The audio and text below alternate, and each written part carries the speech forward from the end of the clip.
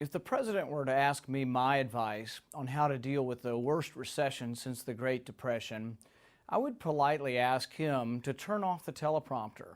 It's hard to have a conversation with the American people when speaking through scripted words. And besides, the script really isn't working. We've been hearing the same scripted words since 2009, and yet gas prices have doubled, unemployment is nearly double digits, and we're accumulating debt at $40,000 a second. I would tell the president politely to turn off the teleprompters, to turn off and maybe to quiet the loudmouths who are calling those of us who oppose some of his plans terrorists, who are hurling invective at us as if that's somehow constructive. I would tell him to turn off or disassociate himself from this type of rhetoric. Leadership means accepting responsibility for where we are after nearly 3 years of his administration. For the first year or two, it was always Bush's fault.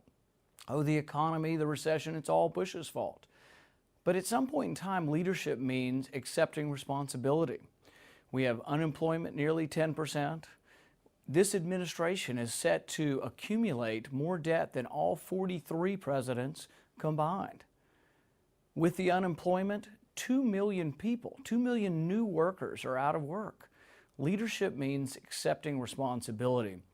And I would ask at this point that he accept some responsibility for this failed economy and for these failed policies, and that we try something new. Leadership isn't just attaching blame to the other side and saying, oh, it's just the Republicans' fault. But likewise, it's not us standing up and saying it's just the Democrats' fault. It's both sides admitting that there's blame to go around.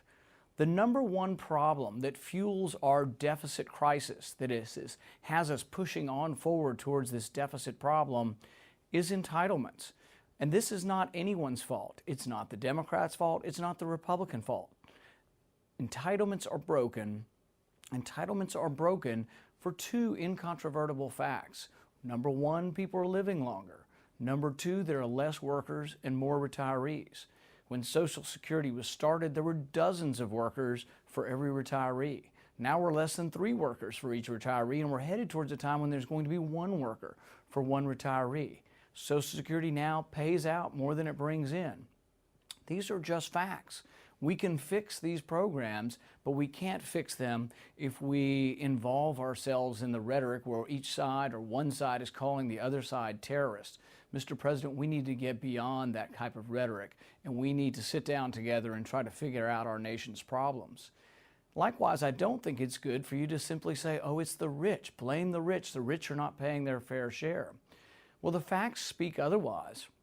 We have a progressive income tax in our country. In fact, the top 1% of wage earners who earn about 20% of the income pay 38% of the income tax. The top 10% of wage earners, which earn about 50% of the income, pay 70% of the income tax. So the only thing the facts could tell us about the tax code is that the wealthy are paying their fair share and then some. Well, you point out examples and say, well, this corporation didn't pay any tax, or this individual didn't pay any tax. Those are anecdotes, and anecdotes do not make a trend and do not make the truth. The truth is that the middle class and the rich pay the vast majority of the income tax. In fact, the bottom 50%, nearly half of all income tax is paid by those above. Nearly half of income tax, nearly half of wage earners don't pay any income tax.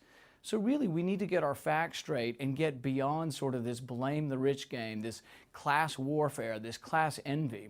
We need to remember that this is America, where the American dream is open to all. You, Mr. President, are a product of the American dream. You should be proud of those who gain wealth. You should be proud of those who make a profit. We should extol the successes of American businesses, of American individuals. That would help us to move forward. Now, we do face a problem. We have great joblessness in our country. How would we fix it?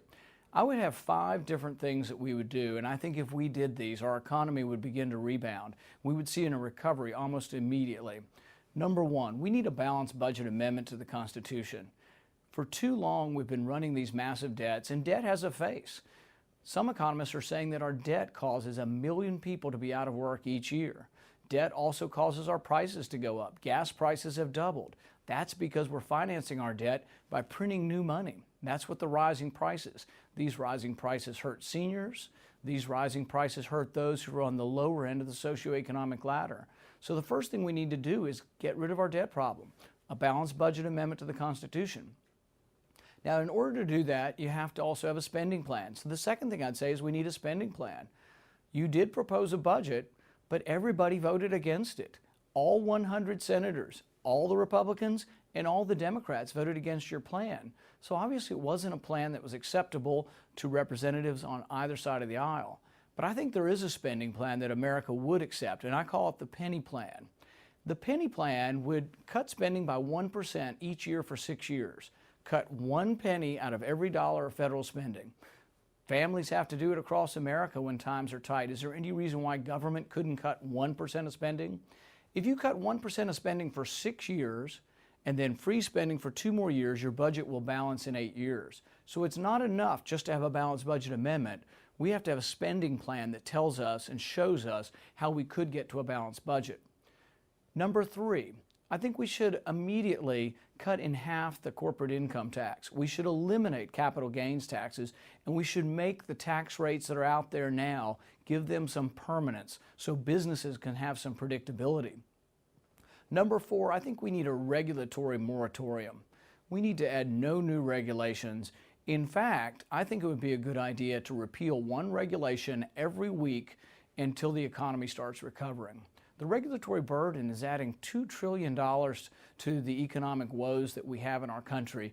And if we could get a business-friendly, regulatory-friendly government that acknowledges that we need some regulations, but that we've gone way overboard, I think you'd see an enormous recovery to the economy. And number 5, we have to have entitlement reform. Like I say, this is no one's fault. We're living longer. There are folks that there just aren't as many workers to pay the taxes anymore. So we have to fix entitlements, and we can fix them. I've mentioned these to you and to others in your administration.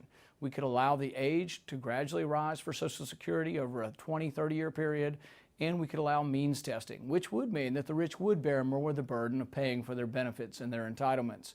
These are things that both sides of the aisle could come together on, and I think if we did, you'd see an economic boom like we haven't seen in a long time. In order to get there, though, many people say, well, we have to compromise. Well, compromise goes both ways. You've put forward your ideas tonight. You need to come and talk to us about how we could work with you, but that means you need to entertain some of our ideas. Thank you, and God bless America.